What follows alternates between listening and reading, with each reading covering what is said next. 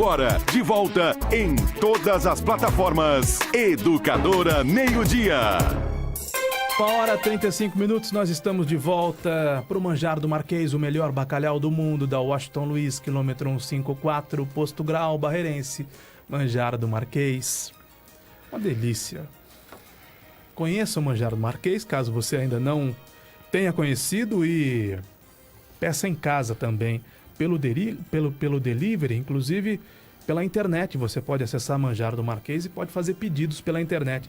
Nani Camargo, por falar em Cordeirópolis, o Marcelo Cog, ex-secretário municipal do governo Paulo Radich, ele foi da Agricultura e de Obras e Serviços Públicos, assumiu o SAI do prefeito Adnan Hortolã, em Cordeirópolis. Exatamente. Amanhã o Marcelo Cog estará com a gente aqui no programa. Ontem eu falei com ele e disse que ele tem muitos desafios à frente desse serviço, viu, Caio? Mesmo porque tem 2 obras grandes em andamento lá em Cordeirópolis. Que é a questão do reservatório d'água, né? Porque Cordeirópolis ficou sem água, diferentemente de Limeira, né? Exato. Na estiagem de 2014. Lá tem um reservatório só, que fica em Cascalho. Então, o Marcelo Cog, que é um dos nomes fortes do PR aqui em Limeira também, e o PR é o partido do Miguel Lombardi, então está tendo todo esse trabalho em Brasília para que verbas sejam liberadas para a construção de um novo reservatório. Mas tem obras já em andamento lá, que é da estação de tratamento de água, da estação de tratamento de esgoto. Então, por isso que ele foi escolhido, justamente para tocar esse trabalho.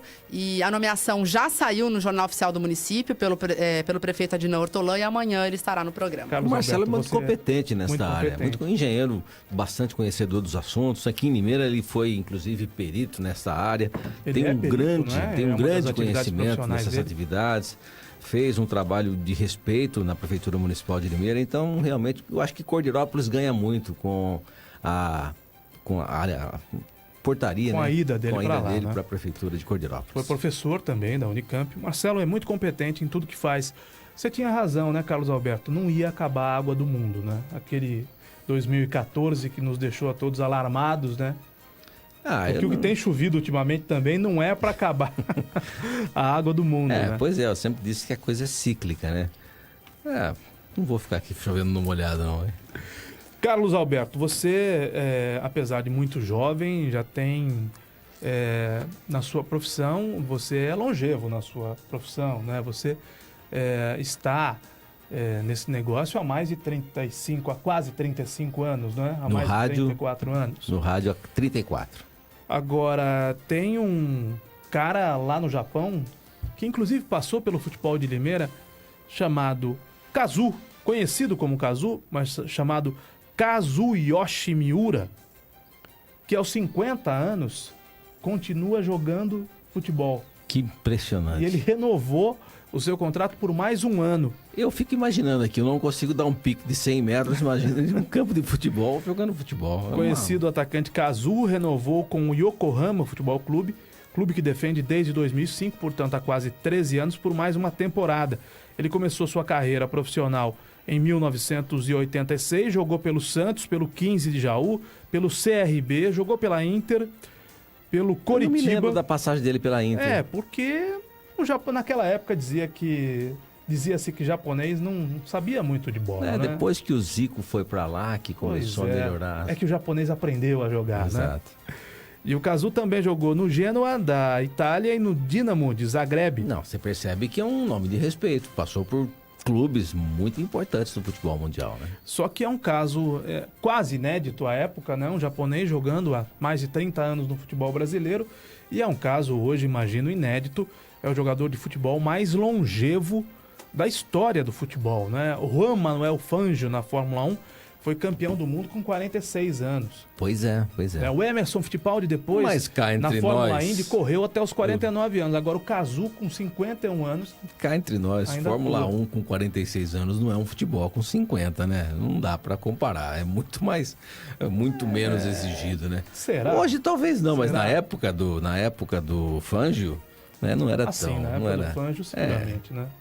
Motorista de caminhão, acho que fazia um trabalho até melhor do que piloto de Fórmula 1, né? Bom, nós temos um tema para discutir agora no programa. Não sei se eu vou qualificar como um tema polêmico, mas curioso, no mínimo.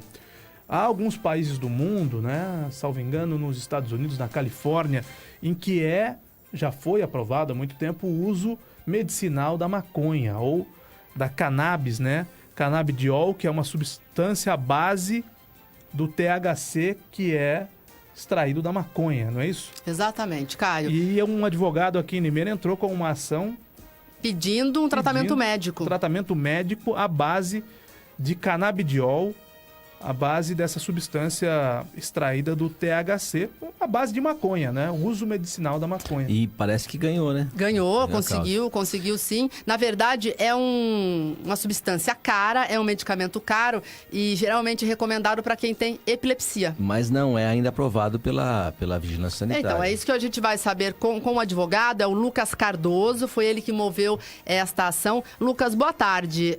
Obrigada pela entrevista. Você se baseou em que ao pedir à Prefeitura o fornecimento do canabidiol? Boa tarde. Boa tarde a todos os ouvintes e a todos aí da rádio. Primeiramente, só gostaria de fazer uma correção, que o THC não se confunde com o CBD, que é o canabidiol, tá? O THC é responsável pela alteração psíquica, que é vulgarmente conhecido como barato, né? Que alguns usam de forma recreativa. O CBD não, é outra substância presente na planta que tem sido utilizada para tratamento de algumas doenças. No caso da paciente que é minha cliente, é epilepsia, porque ele ajuda na redução das crises. Tá? Eu me baseei no artigo 196 da Constituição, tá? Que determina que a saúde é direito de todos e dever do Estado. Então, com base nesse dispositivo da Carta Magna, eu ingressei com a ação, solicitando fornecimento pelo Estado, tendo em vista que a minha cliente não tem condições de adquirir o medicamento, que é de alto custo e é fabricado fora do país. Tá? Lucas, em relação à parte jurídica, o Carlos Alberto aqui que está com a gente no estúdio falou sobre o canabidiol ser ou não aprovado. É a Anvisa que você citou, Carlinhos? Ou o Ministério da Saúde? Enfim. Isso, Ministério da Saúde. Tem a aprovação em relação a essa substância? Ela pode ser comercializada aqui no Brasil? Pode ser receitada? Isso. Primeiramente, a necessidade da prescrição médica. Posteriormente, com a prescrição em mãos, o paciente a envia para a Anvisa e a Anvisa expede um ofício autorizando a importação. A Anvisa tem autorizado exclusivamente para fins medicinais. Ô Lucas, eu queria fazer um adendo, quando, por exemplo, vou tentar fazer uma espécie de analogia, quando há as campanhas de prevenção ao câncer de próstata, tem sempre aquela brincadeira, não é? Porque o homem tem de fazer o exame de toque, aquela brincadeira de mau gosto, muitas vezes, o que constrange, inclusive, alguns homens que não fazem o exame exatamente por isso. É uma maneira errada de fazer a leitura do exame, que é absolutamente fundamental para que o homem viva com saúde. No caso da maconha, eu acho que a falta de conhecimento, e é por isso que isso tem que ser bem explicado, é que gera esse tipo de confusão mesmo, né? Puxa vida, um advogado vai à justiça e consegue a liberação para que o paciente use a maconha, para que o paciente entre em estado de... Como é que a gente chama isso, Nani? Acho que nesse caso a necessidade do relaxamento. Relaxamento, ele vai ter um barato, né? Consumindo a droga. E não é isso, né, Lucas? Apesar da substância provocar esse relaxamento num doente epilético, né? Evidentemente que não estamos falando de garantir a ele o direito de consumir qualquer tipo de droga sem ser penalizado. É uma questão médica, não é? Exatamente. O uso medicinal tem sido autorizado. Agora, o uso recreativo é outra história. Como eu disse anteriormente, o CBD ele não causa os mesmos efeitos que o tetrahidrocannabinol, que é outra substância presente na planta. Então, a autorização que nós recebemos da Anvisa foi para a importação do canabidiol. E nesse medicamento não está contido o THC. Tá? Ele tem outros efeitos no organismo da pessoa, mas ele não causa alteração da consciência, alteração psíquica. Tá? Ele é exclusivamente para o tratamento da doença. Ô Lucas, e aqui em Limeira, então, você fez esse pedido e a Justiça concedeu. Foi uma liminar ou esse processo já foi julgado mérito? Como é que está a questão? Não, foi em tese de liminar. Nós conseguimos a liminar porque o juiz da Vara da Fazenda entendeu estar presente o fumus bonis iuris e o periculo in mora. Se houvesse demora no fornecimento, a paciente poderia sofrer consequências irreparáveis posteriormente. Então, foi em sede de liminar que nós conseguimos. O mérito ainda não foi julgado. E é muito cara essa substância? Ela só é vendida fora do Brasil, né? Então, é por isso que ela é cara. Isso, exatamente. É de R$ 1.800 o frasco com 500 ml. Muito bem, então é um caso novo para a Justiça. Eu já vi outros casos também na região. Parece que em Limeira, viu, Caio, ocorreram 4 concessões da Justiça. Não está julgado ainda, então, é isso? Foi uma liminar, né? Ele fez o pedido do medicamento e a Justiça concedeu a liminar. E tem muitos casos também para crianças, né? Crianças que sofrem de epilepsia, cujo os médicos receitam esse canabidiol. Muito obrigada, Lucas, pelos esclarecimentos. Eu que agradeço a oportunidade e me coloco à disposição. 1h46, Taila. A Ana Paula deveria falar da Praça Toledo Barros a respeito de um atendimento gratuito a microempreendedores. Do que se trata? Caio, uma unidade do Sebrae Móvel que está novamente em Limeira, na praça, pela primeira vez nesse ano, está fornecendo atendimento para quem já é empreendedor e deseja melhorar o seu negócio, ou para quem deseja empreender nesse ano. São orientações, encaminhamentos gratuitos do Sebrae, mas houve um problema aí com a agenda da entrevistada. Porém, hoje, essa unidade móvel permanece na praça e também amanhã, até o final dessa semana. As informações estão, inclusive, no nosso Facebook também. Bruno, o Sebrae faz um trabalho valiosíssimo, não é? Para o microempreendedor, até para aquele empreendedor, até maior, não é? Médio, pequeno empreendedor, que precisa de algum auxílio, de alguma orientação para seguir com o seu negócio. O Sistema S como um todo, né? SESI, SENAI, SESC, que é do comércio, o SENAT, que agora tem aqui em Limeira uma estrutura maravilhosa, que foi montada, coordenado pelo Juarez Juste. Então, todo o Sistema S, que inclui o Sebrae, faz um trabalho muito profissional, muito sério e que ajuda demais o brasileiro como um todo. E o Sebrae atua num segmento que está crescendo demais. A gente está vivendo uma grande transformação também no emprego. Provavelmente daqui a 10 anos, muitos empregos que existem hoje não existirão mais. E as pessoas têm que se socorrer de alguma forma. E o empreendedorismo, né, que é a pessoa que monta o seu próprio negócio, seja ele um negócio com uma pessoa, com o próprio empreendedor, que é o chamado empreendedor individual, ou o microempresário, que já pode ter mais de um funcionário,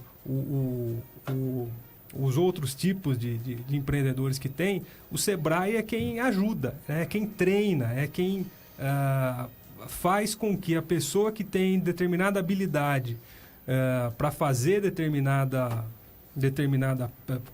para fazer ele sabe fazer muito bem a parte, vamos dizer, artística do seu negócio, mas não sabe gerenciar.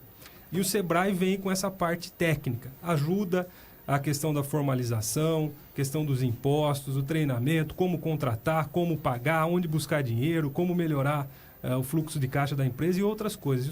O Sebrae faz um trabalho brilhante de graça, para quem está começando agora ou até para o empresário já estabelecido. Como o Caio disse, às vezes precisa, tem uma empresa de pequeno porte, precisa de um apoio, o Sebrae tem consultores, tem projetos, tem cursos maravilhosos.